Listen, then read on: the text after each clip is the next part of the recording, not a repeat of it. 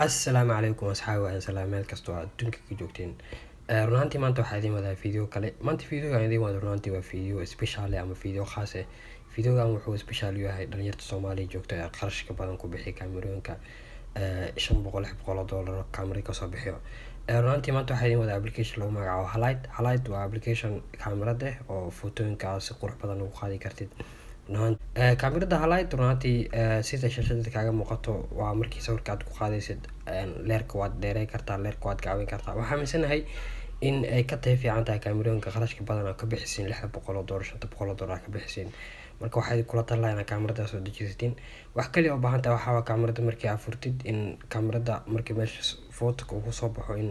yani shashada setting wax waliba meesha ka maamuli kartaa like qaab kaamirada oo isticmaalaysid nalka waa dheeray kartaa nalka waa gaabi kartaa laakiin runtii setting oo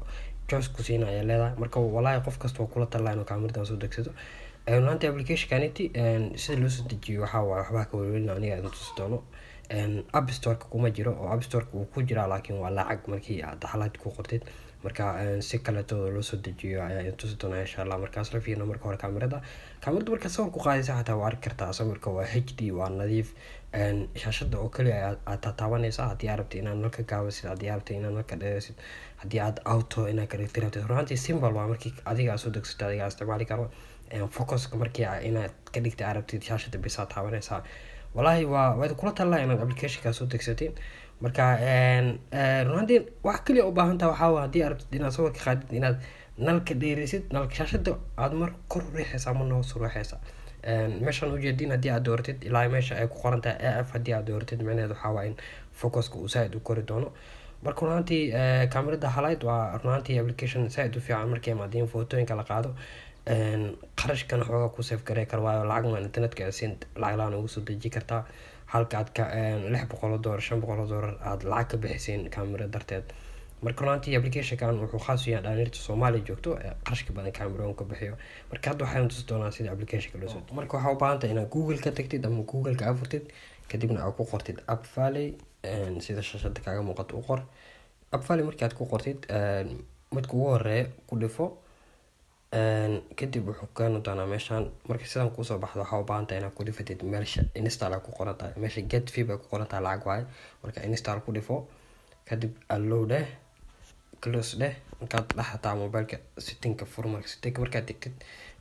meesha ugu horeyso Apple ID-ga ku sameysay meesha ku xigto waxa meesha ku qoran soo ujeedid profile downloaded ku dhifo